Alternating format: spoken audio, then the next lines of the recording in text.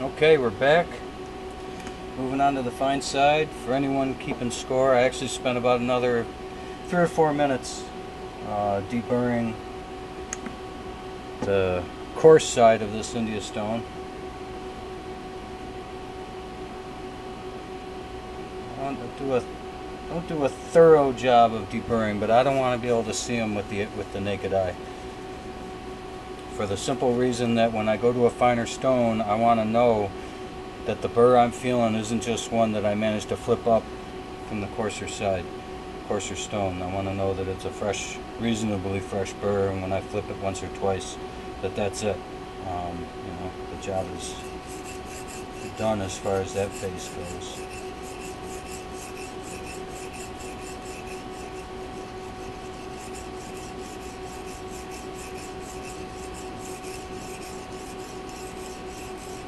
Now it's a larger stone, 8-inch stone, good sized knife.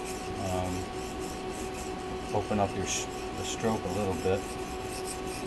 And the other little trick you can use if you're ever deburring, doing detail work, freehand, and you start to lose track of your bevel, just lower the spine a little bit. Don't feel around for it by elevating the spine. Lower it, get the feel, I'm on the shoulder, that's not right. And then elevate the spine until you're right where you want to be. The little bit of wear on the spine, on the shoulder, you'll never see.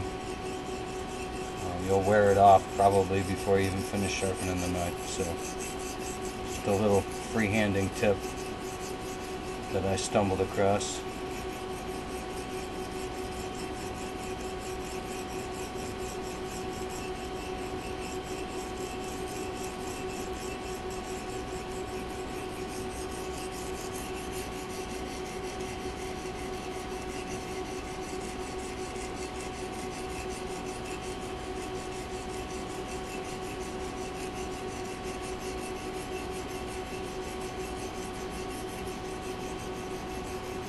Now my philosophy, whatever size the knife is, your non-dominant hand is the one that does most of the work.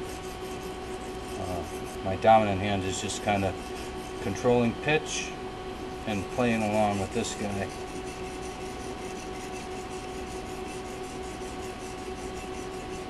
For the simple fact that this hand is right where I'm grinding, so it has a much better feel for where the bevel is, how I'm holding it, what kind of pressure I'm dealing with.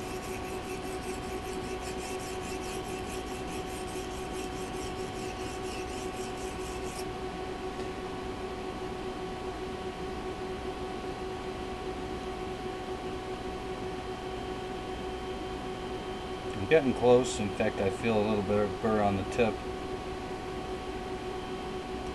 A little bit in a couple spots on here. I'll give it a little extra work on the belly because for me that's usually the last thing to come along.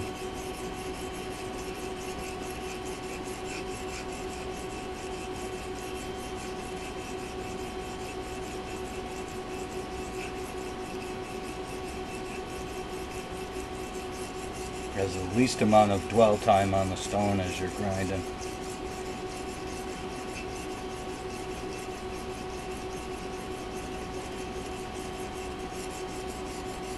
When learning to freehand, that was also one of the places where I used to make the edge more obtuse. So I take my time. If it takes longer, it takes longer. That's a good thing.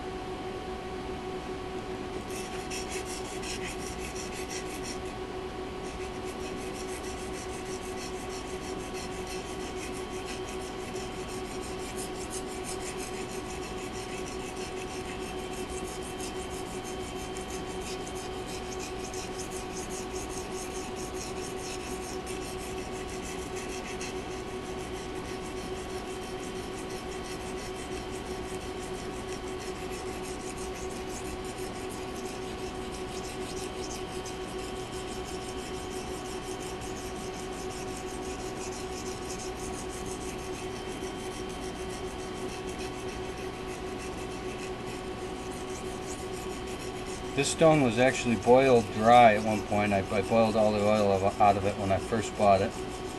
Used it with soap and water for a while. And then started to think that maybe the people at Norton knew a thing or two when they offer oil and not soapy water. That's just my opinion. I know a lot of people have their own. So I loaded it back up with oil slowly. It didn't take much. These stones do not absorb a ton of oil. They're very dense. Will certainly last several lifetimes probably.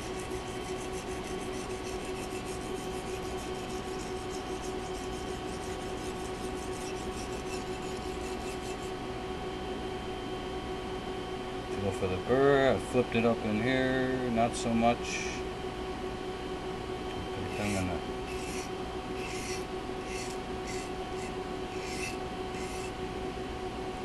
give it a couple of elevated swipes just to get the ball rolling.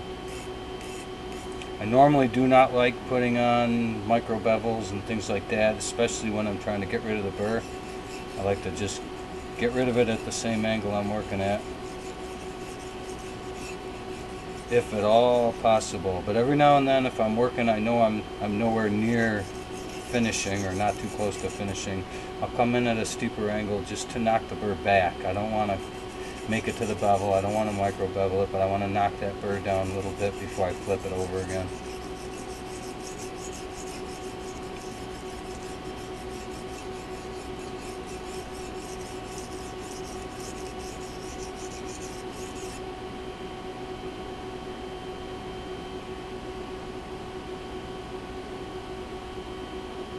We are there.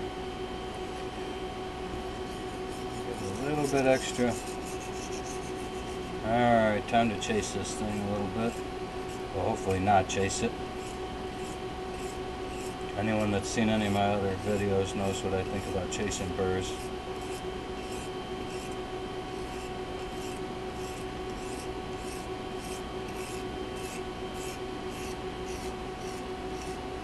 You can see by using a fair amount of oil moving around the stone, you don't see a huge load of swarf in any one spot. And yet this is a good sized knife. I've ground it to the apex. Using the coarse side of the stone first helped a lot with that. If I had just gone straight to the fine, there'd be considerably more debris built up on here.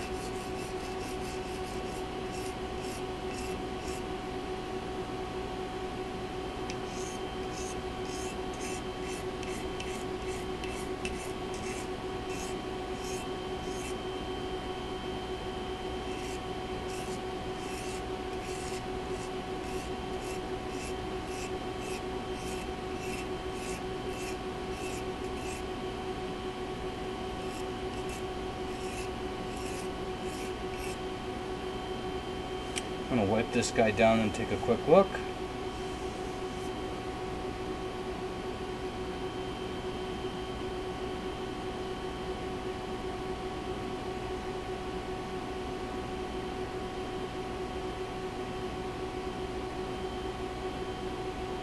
Alright, the burr is all on the side I want it to be. I'm going to give it a little bit of help. Oh, very light. This is like the weight of the blade here.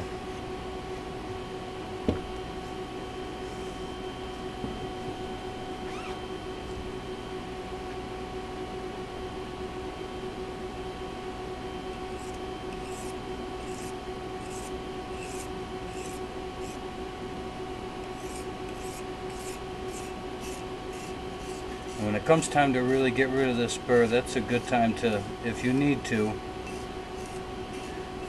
recalibrate by lowering the spine every now and then. This is where the tendency is going to be to elevate that spine to help cut that burr off quicker. And that's fine if that's your plan, but to do it inadvertently is not good.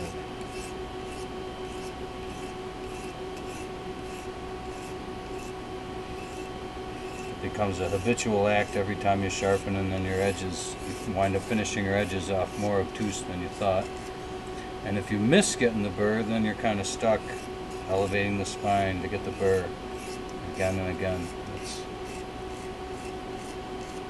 It's okay if it's part of your plan, but you don't want to get roped into it.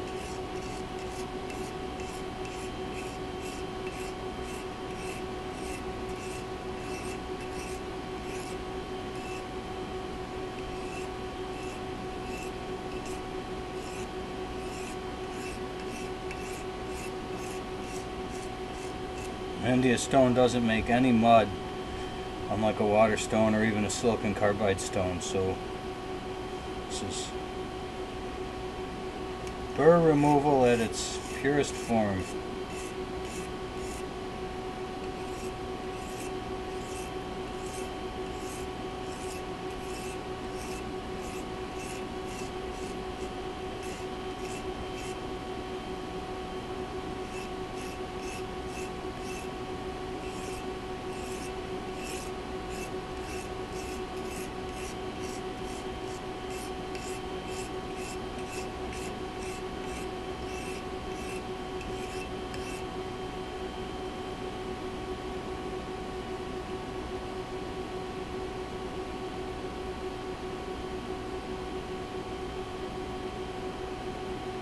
Very close. I can just feel a little bit right in through here.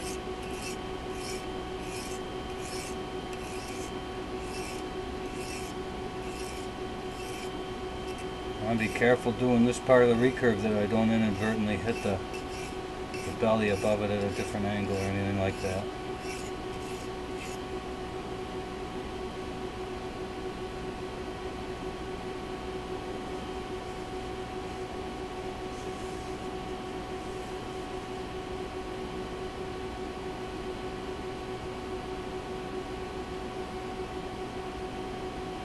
Alright, I can't see it with the naked eye on either side.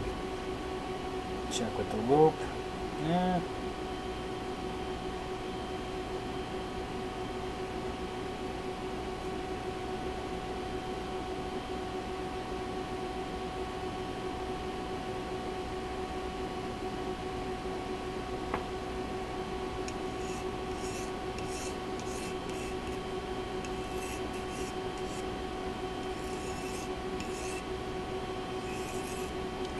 We're in pretty good shape here for the sake of breaking these down into YouTube friendly segments. Take a break.